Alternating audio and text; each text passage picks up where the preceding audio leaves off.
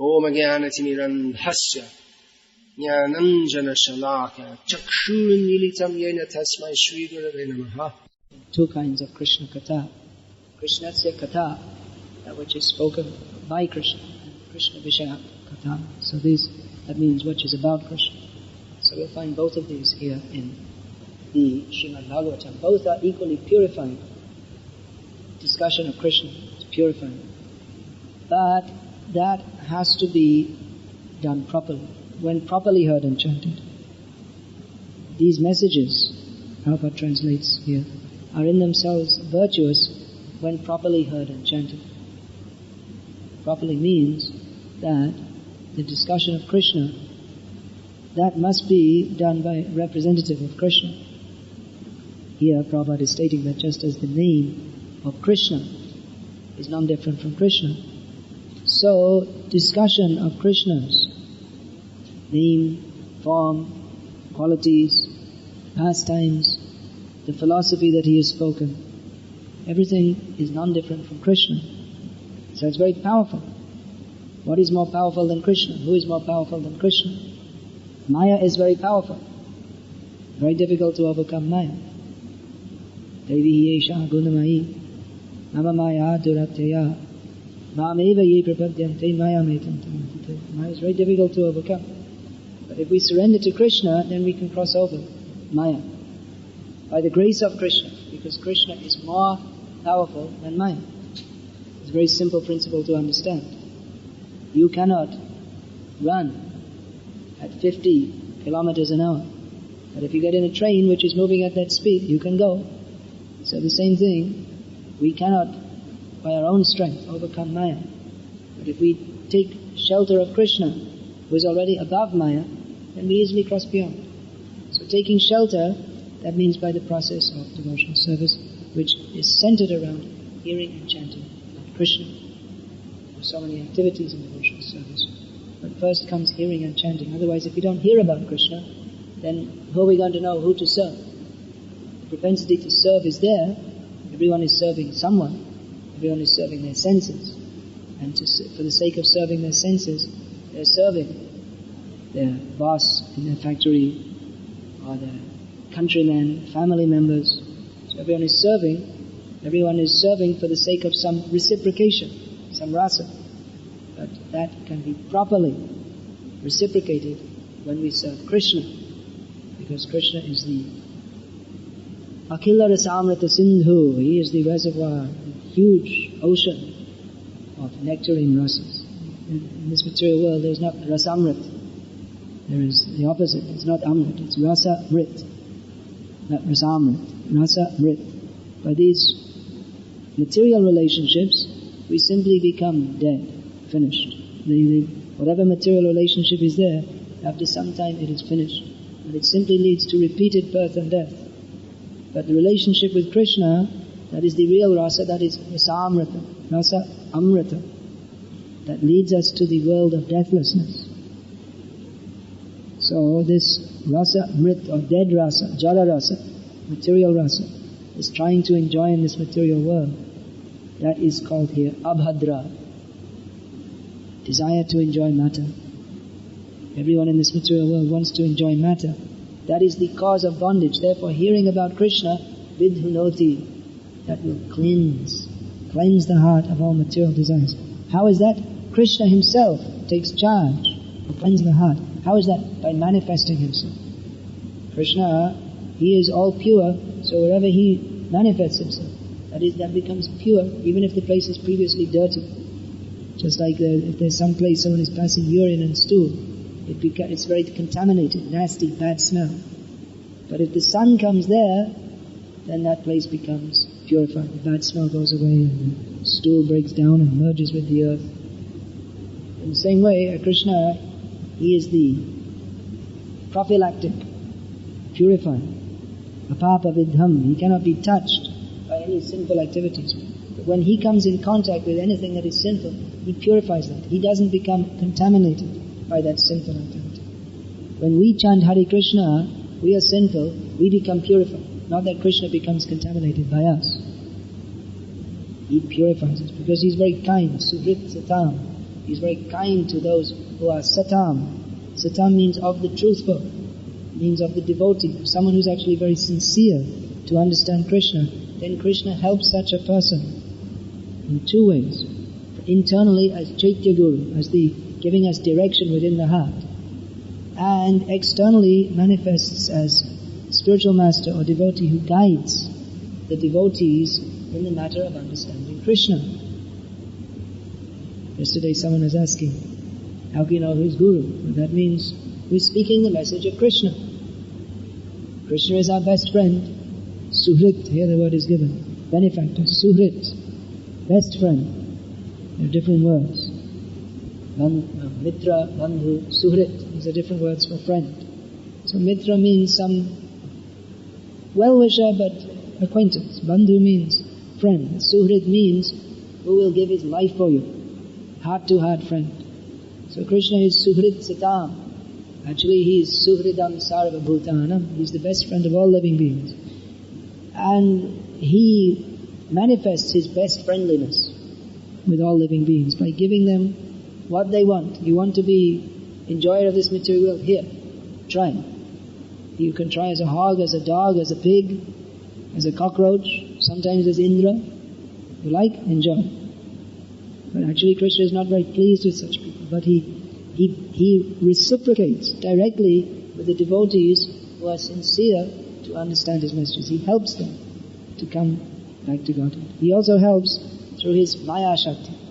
Maya, she is also a great devotee of Krishna. Her name is Bhagavati, and she's a great devotee. So her job, that is, she has two particular functions. Avaranatmika Shakti means simply covering the living beings. Everyone is in Maya, covered by Maya. Then Prakshek Apika Shakti, that if someone tries to come out of Maya, she has another special club to push you down. Another different kinds of subtle ways of deluding. So that is also helping the aspiring transcendentalist. Just like a boxer, he has to fight. Boxer has to fight. So he has to practice. He has to punch against a bag. So there's some pain is there. But by that he becomes strong. In sports they say no pain, no gain. Unless you have to do your running exercise hours every day so you can become strong. So in the same way, Maya is testing. That is a help for the devotee to become strong.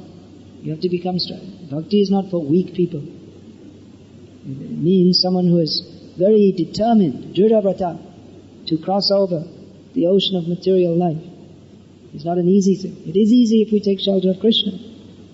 But we are weak-minded. We are deluded. We are puppets in the hands of Maya. So it's very easy, it seems easy to us to surrender to Maya. Why should I follow all these rules? No meat eating, no illicit sex, no intoxication, no gambling. Then other things, why not? It's so easy to be in Maya. It's very easy. Now in modern conveniences, they've made it very easy. All you have to do is, you're already in Maya. If you want to become more in Maya, that was when I used to watch 20 years ago. Just go like this. And immediately you have so many varieties of entertainment. There are so many things. You can go tourism, come to Dubai for tourism. You can go driving in the desert. It's entertainment, sports. Go watching some horse racing or some cricket game. There are so many things. There are so many literatures. There are so many where you can go with your friends and sit and talk. You can be in Maya, and so it's easy to be in Maya. But to be Krishna conscious, you have to repeatedly say no, no, no to Maya, and yes to Krishna. And I want to hear this. I want to spend my time hearing and chanting about Krishna. So if someone is sincere to do that, Krishna will help him.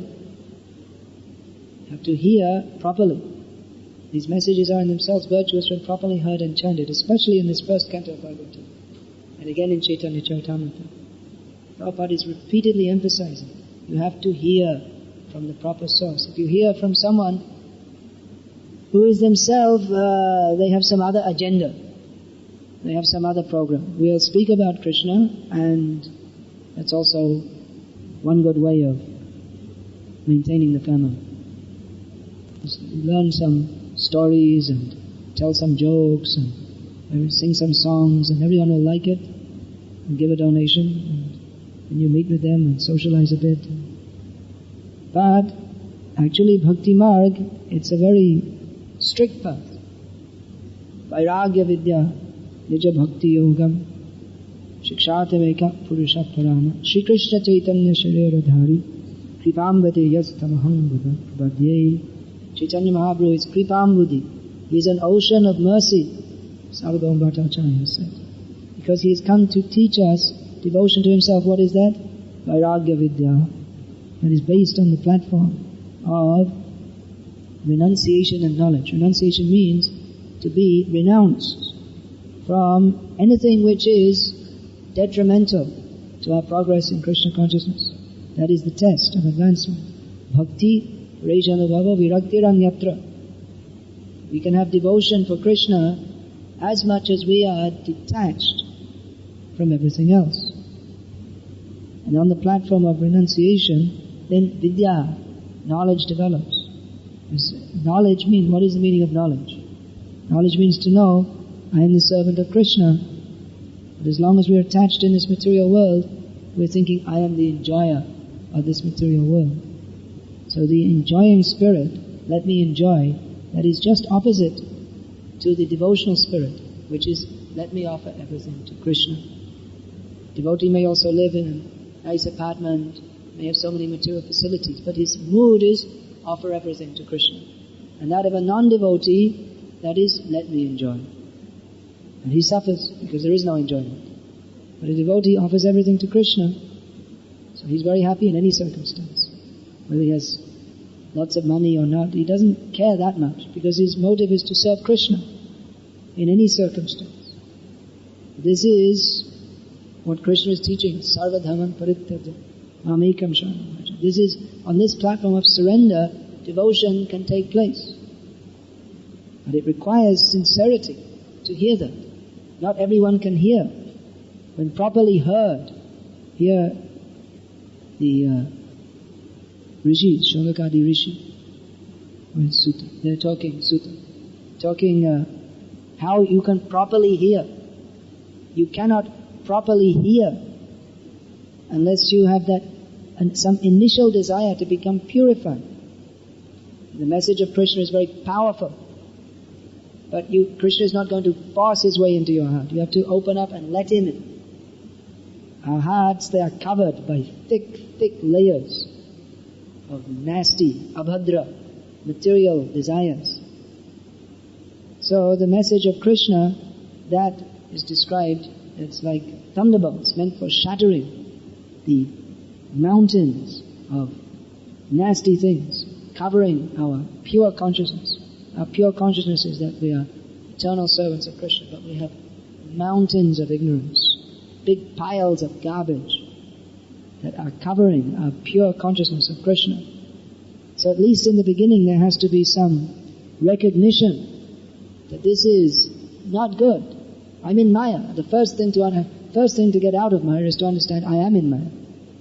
Otherwise, if we think I'm okay, everything's nice, then how can we get free from our illusion?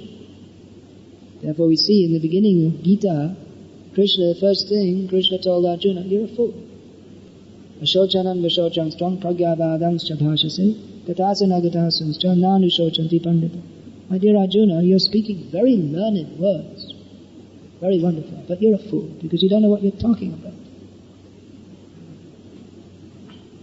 Anarya Jushtamasvadam, Kirti Karamajana. You're not talking like an Arya. Arya means a civilized person who is interested in the highest goal of life. It is not suitable for you. Klaivya Masvagamapata, Naitacha Yurupatata, Shudra Hridya Dhargam, Tyakvotishtatata. Give up this nonsense. Immediately he chastised. Why are you talking nonsense? What nonsense? Come on, I'm talking very good things. We shouldn't kill, we should be nice. Krishna immediately chastised. Why have you become such a fool?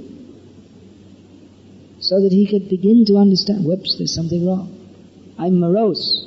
As soon as you become morose, you should understand there's something wrong, because Brahma Bhuta Prasanatma, one who's on the transcendental platform, he's always happy. If you're morose, that means you're not on the transcendental platform. Even if you have so many nice ideas, be nice, do good. There's so many people advertising, be good, be nice, smile at others. You're smiling at others. In the meantime, there are so many animals are being slaughtered, and everyone should be happy and nice, but what are they doing? They're smiling and being nice and eating blood and so many things. Even if they're vegetarians, I'm a vegetarian. Oh, I'm good, I'm a vegetarian. But if you're not becoming Krishna conscious, then you're also a killer, because you're killing yourself by wasting your human form of life, not engaging it in Krishna's service. So you have to understand what is the actual fact, that this human life is meant to understand Krishna. Why are we not understanding Krishna? Why are we not thinking of Krishna? Because we're in Maya. There are two things.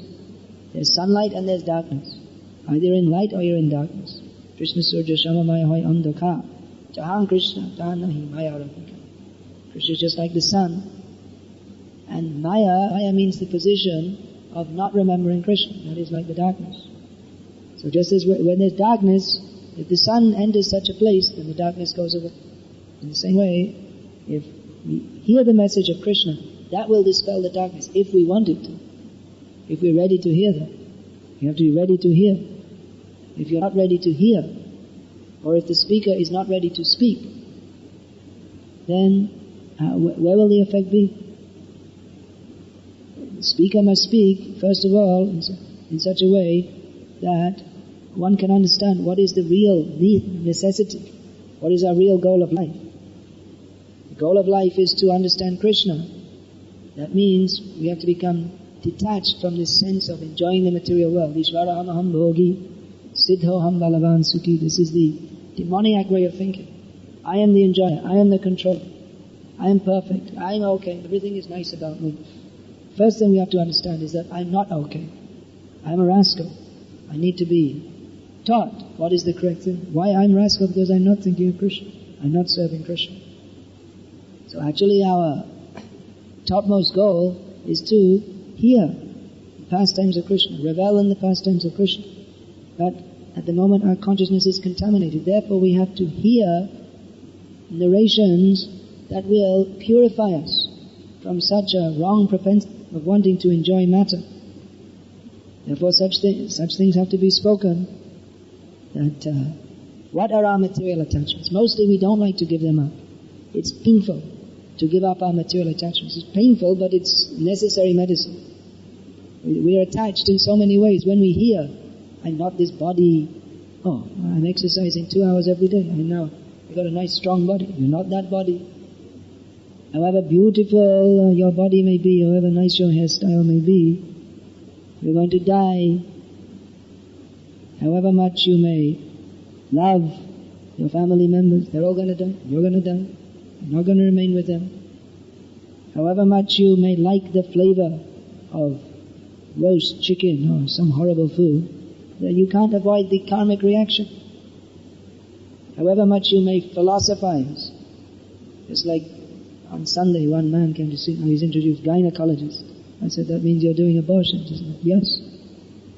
So that's very sinful. No, you have to understand. You see, the scripture was made at a different time, and now, you see, the children won't get looked after, therefore it's better to kill them. And so many arguments you don't want to hear. So I said, well, what philosophy is that according to that? If the child's not happy, any child, there are so many children not happy, you should just kill them all. They'll be better off. They don't like, they'll invent so many philosophies, so-called philosophies. This man was from Pushti Marg Sampradaya, by the way, doctor, making lakhs of rupees in abortion. So they don't like to hear. They don't want to hear the message. They think, what this man was saying. Everyone has to understand, they have to view different things from different viewpoints and come to their own opinion, and no one person can say the truth. This is atheism, to say such a thing. No one person can say the truth. Yes, Krishna can say. He can say. He must say, because he is the truth. He will say, you don't know. You're under the control of the laws of nature. You don't know how or why you got in this body. That means you're controlled. That means someone is controlling you. Who is that? Krishna. And he's telling you how. Karanam guna sangasya sadisat yoni janmasu. Because of your association with the modes of material nature, you get different kinds of bodies. And if you perform sinful activities, then you have to suffer. By abortion, you perform abortion, that means you will never see the light of day for millions of lifetimes. You'll be born in a womb and again cut, and again cut, and again cut. That is your karma. People don't want to hear that. They don't like to hear because they think, I'm rich, I'm prestigious, I have a big hospital. They don't like to hear such things. Why should they disturb my sense enjoyment? I'm very happy as I am. But they don't see what result will be there, what reaction will be there. So the same, if we don't like to hear because we're attached to our material position. But we don't see. Pasyanapina pashyati. We don't see that it's like driving in a car. We're driving straight towards the edge of the cliff. We're going to fall off and perish. We don't like to think. We don't like to hear because we think, this car is very nice. I've got a Mercedes car. It's so wonderful and it drives very fast. How nice. We don't think, where are you driving to? You're driving off the edge of the cliff and your car will be smashed. You will be smashed. So in the same way, we're performing so many sinful activities, but we're thinking, I'm very comfortable now, so why should anyone disturb me? In the same way, if we are to hear the message of Bhagavata, we have to open up and be prepared to listen, even if it's painful. It may be painful to us because we're thinking, I'm very happy and nice. But if you're feeling happy and nice, you've got a big problem. Really. You're in Maya. Because you're happy, where is the happiness? There's no happiness in this material world. If you're feeling happy, then you're not a very good candidate for spiritual life. Someone comes and says, I'm feeling frustrated. Very good. That's the beginning of intelligence. Anyone who's feeling frustrated, it means they can begin to hear something better. You should be frustrated. Why are you happy? What is there to be happy about? You're simply working to maintain your body, going through your life, not knowing what is the purpose of life, and thinking, life is so wonderful, I got a job in Dubai, much better than having a job in India, I earn so much money, and it's so wonderful. And I'll buy some land, and when I'm 95 years old, I'll retire and go and live happily. I'll go and live happily forever after. So this is Maya. Thinking if you're happy, you're in Maya. If you're happy in this material, in the material sense, if you're happy, you're in trouble. Because this material world is miserable. And there's no goal, no aim. Or whatever aim is there, it's all illusory. I will earn money and be happy. It's an illusory aim. You can't be happy, however much money you earn. You think Bill Gates is happy? He has a sense of happiness. I'm so wonderful, I'm so great, I'm so famous. He's so foolish because he doesn't know where he's going to. What is the purpose of his life? Simply having money not going to help you. So, beginning of understanding is to understand. I really don't know. Just like Sanatana Goswami. Kayame kenayame jari tapatroy. Ihanahe jani kemane hittahoy. Why am I suffering? Who am I? Why am I suffering in this material life? How can I be benefited? If we're prepared to listen to the message of Krishna, that is very powerful to clean our heart. But if we're not prepared to hear, if we become upset, I don't like this, then we can't understand how we have to hear the message of Krishna. Sarvametadritang manye yannangara. Arjuna said to Krishna, whatever you say, Krishna, accept it fully. And if you don't, if you think, I like to hear some nice stories of Krishna, but you don't like to hear how to become extricated from Maya, how to give up our material attachments, that is called Ardha Kokoti Nyai, the logic of half a chicken. Some man was keeping a chicken. We don't keep chickens, but he was keeping chickens. So he was thinking, Chicken, the backside is good because I get an egg every day. The front side is bad. I have to feed, spend money for food. So I'll chop the chicken in half and only keep the backside. And the front side, I'll make chicken soup. And they ended up no chicken because you can't have one without the other. So if you think I'll only listen to the Krishna Leela and nice stories, but all these nasty things we don't like to hear, then you won't get the actual result.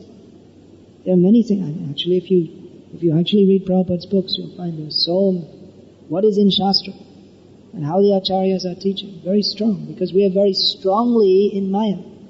So they're teaching very strongly. And it may not be palatable, just like bitter medicine is not palatable, but it's required. And that's nega, because it's purifying. We don't like to hear, but when we become purified, we'll like to hear. We'll be so much grateful, so much thankful. I was reading some story about Tirtha Maharaj, first Tirtha Maharaj. The disciple, he was disciple of Bhakti Thakur. And then he became sannyas disciple, first sannyas disciple of Bhaktisiddhanta Saraswati Thakur. So someone had written some brief biography. So he was so much grateful because how much he loved this Tirtha Maharaj. So he was praying, he was writing in his biography that I pray I can have his association life after life. He said he was so kind to us. Anytime we were falling asleep in class, he would immediately shout at us. And if we weren't properly concentrating in chanting, he would chastise us. How he loved us. He took so much trouble to teach us. He was appreciated. Also, when I was one man I met in South India, Madhva Brahmin, he was telling me, oh, my father is so good to me. He taught me Vishnu Sahasranam. I didn't want to learn. He would beat me. Anytime I said it I didn't want to do or pronounce wrong, and he'd beat me. And I'm so grateful to my father. Because now all my life I'm chanting. Every day. Twice a day he's chanting Vishnu Sahasranam. I'm taking pleasure. He's enjoying that. But the tendency, the father saw a tendency, children they like to play. But he said, no, don't play. Chant Vishnu Sahasranam. Now I gave you birth, so now I have to send you back to Godhead. So you're not going to go back to Godhead by playing. You have to learn what are the names of God. So in the childhood he wasn't appreciated, and now he's appreciated. So like that, we have to be ready. Or sometimes you see in this case, even you're not ready, but the father in the case of the son, by force. Because nowadays there's so many different ideas. Just let children do whatever they like, and let anyone do whatever they like, and think whatever you like, do whatever you like, and then we'll be happy. But it's not a fact. People are not happy. They're more miserable than at any time.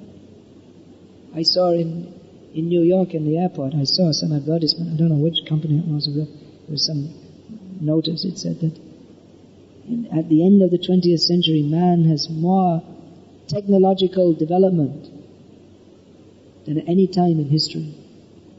And never has man been so confused.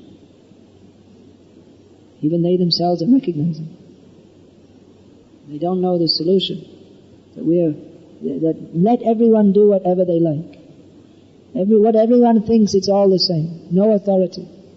Why should anyone tell anyone else what to do? I saw in Sweden when I was there, this was 1979, that they have the idea of rights. Everyone has equal rights.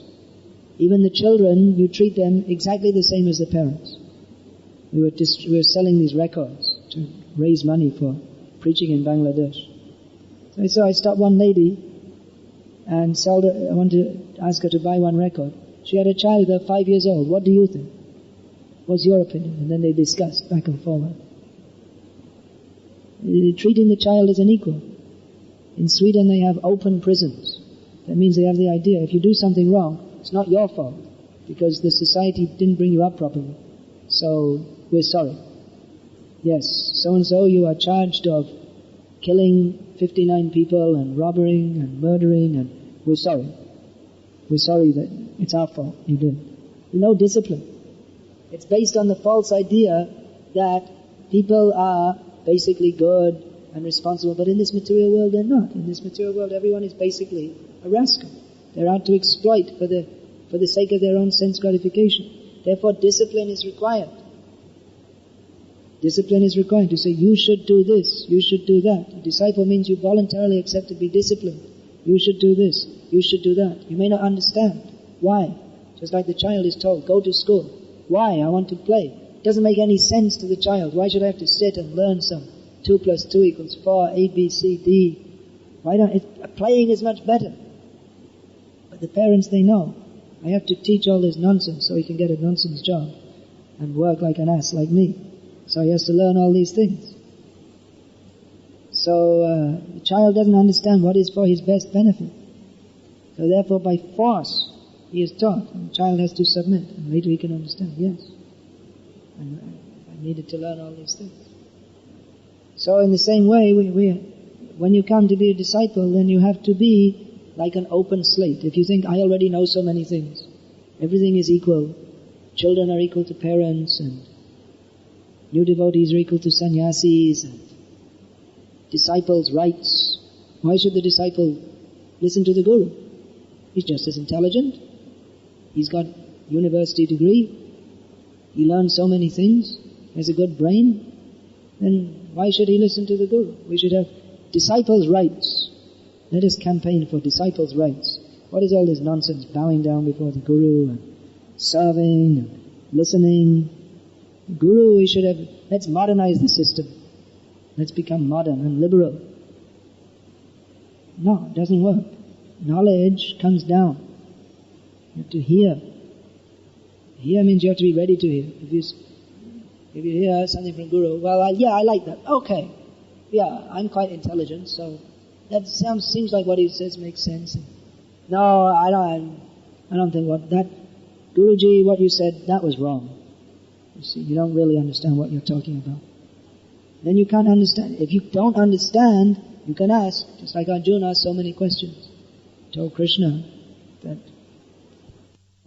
and Krishna explained, because, in other words, having a doubt, that is not wrong. But one must present it submissively, then he can hear. That's why faith is required. And faith is required that here is someone who can give the message of Krishna, who can help me. Initial faith is required. If that is not there, then you can't make advancement. Shraddhavanjan hoy bhakti adhikari. One who has faith, he can begin to advance. So faith means faith that by hearing the message of Krishna, I will be benefited. Faith means to understand, I'm not in a very good position. I may think I'm very intelligent, but I don't know what is for my actual benefit. Therefore I have to hear. Therefore I have to follow. Therefore I have to serve. And in this way become purified. If someone puts too much faith in his own mundane intelligence, he becomes cut off from the mercy of Krishna. That mercy comes when Krishna sees someone is ready to become submissive and admit, I don't know what is my situation. But if someone thinks, yes, I'll think and I'll read the Bhagavad Gita and interpret it in my own way, and I have my own way of thinking, and my way of thinking is as good as anyone else's. This puffed up attitude. Krishna will not cleanse the heart of such a person because he has such an ocean of pride in his heart. He cannot begin to hear, cannot begin to understand. Therefore humility is required. To begin to hear requires humility. So there's a process for hearing. And if the speaker is bona fide, that means he is Shrotriyam Brahmanishtam. He has properly heard from his guru, who is properly situated in Parampara. He's properly heard, and he's fixed in that knowledge, not simply as a kind of academic study, but by realization. How can you judge realization? By his activities. If he remains fixed in that service. So if the speaker is bona fide, it means he has to repeat what he has heard. And has to repeat 100% what he hears. If he thinks, well, if I say this, the people, they may not accept, they may not like, because it's a great art to present in such a way that people can hear. But we can't edit the message of Krishna just because people may not like it.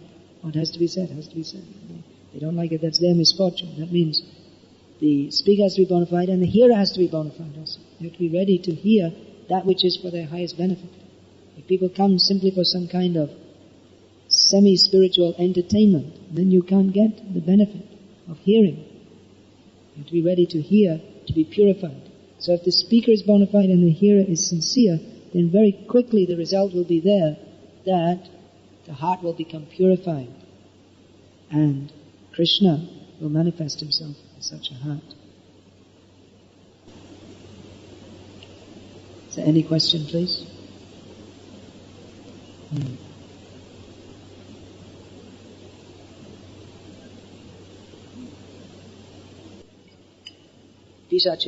How long will you sleep on the lap of the witch called Maya? Yes. Maya is a great devotee of Krishna, but apparently acts as some kind of pishachi or witch, because her job is to give us various difficulties. So if we approach her with Rakshasa consciousness, she will reciprocate like that. But her real job is to deliver us to Krishna. She has an unenviable task of keeping everyone in bondage. That is her job, her service to Krishna. But actually she becomes pleased when someone escapes from her clutches. But she wants to see if you're actually sincere. Ya Devi Sarvabhutana Nidra-rupena Samstiti. Her job is to keep everyone sleeping. Koto Nidra Ajama. So she keeps everyone sleeping. Sleeping means they're not awakened to their real life. Utishta, Jagrata, Prapra, Varang, Nibodhata. Now you got this opportunity. Wake up and get the real boon of your life. Krishna consciousness. Any other question?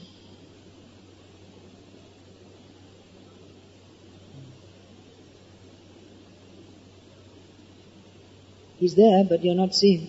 You're not appreciating his presence. He's not showing himself to you because you don't want. When you hear and become purified, then Krishna will show himself to you, manifest in you. And you can appreciate his presence. Now we're not appreciating.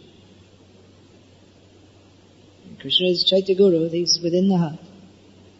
So he is Upadrashta and Anumanta. He is seeing everything and directing, giving you permission. You want to do this? You want to do this? You want to do this? So, Hridyantastha, all the abhadras are within the heart. But Krishna is also within the heart. So when he sees that we are sincere to understand him, then he directs us. Brahmanda Brahmate Kono Bhagyavam Jeev Guru Krishna Prasade Pai Bhakti Lata Bij. When we are sincere, some beginning sincerity is there to understand Krishna. And Krishna arranges that we get Guru, and Guru arranges that we get Krishna. By the mercy of Krishna we get Guru. By the mercy of Guru we get Krishna. So Krishna is within the heart. He's directing the wanderings of all living beings. Ishvara sarva bhutanam viddesha arjuna tishtati brahmayan sarva bhutanam yantrarudhanima. So he's directing those who are his devotees. He directs them in such a way that they can come to him. And I think anyone who has come to Krishna consciousness, they can see, if you look at your life, you can see how Krishna has arranged your life in such a way that you can come to him. Krishna is making so many arrangements. A devotee sees whatever happens, whether it's something nice or bad, apparently, it's all Krishna's arrangement to help me to come to him. Krishna also gives us direction.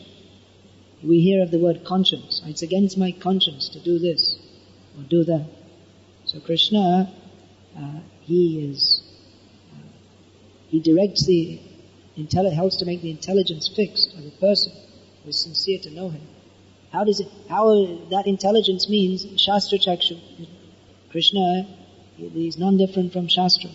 So Krishna, he manifests understanding of this is how he's helping us from within the heart. Yasya devi para bhakti yatha devi tatha guru tasyaite katita hayata prakashante mahatma. What is the real fact? How we should follow Shastra? Krishna gives us those who have faith in him and in Guru, then Krishna manifests the meaning of the Shastra, all the understandings. It makes it clear to us. Whereas someone who is not sincere to understand Krishna, he may study the Shastra, but he can't find Krishna. Every syllable of Shastra is speaking of Krishna. Vede Ramayane Chaiva Purane Bharate Tata Adav Ante Cha Madhye Cha Savatra Hari Giyate. Beginning and middle and end of every word of Shastra, all the Shastras, it's simply glorifying Krishna. One who is a devotee, that is revealed to him by Krishna. But one who is not a devotee, he can read all the Shastras and he'll never see Krishna. Even Krishna says, Aham Sarvasya Prabhu, everything comes from me. He can't understand it because he's a rascal. Krishna won't manifest that understanding to him. But for someone who who's serious to be a devotee of Krishna, he'll hear Shastra and he'll internalize that. It means in every step of his life, he remembers Krishna from what he's heard, from what he's studied in Shastra. So the two go together. Chaitya Guru, the Krishna within the heart, and Guru who speaks the message of Shastra from without. So what is spoken from without, the understanding is given from within, that is manifested from within by Krishna. So that devotee is able to understand and act at every moment in Krishna consciousness. Is that alright? Anything more? Any other question? Hare Krishna.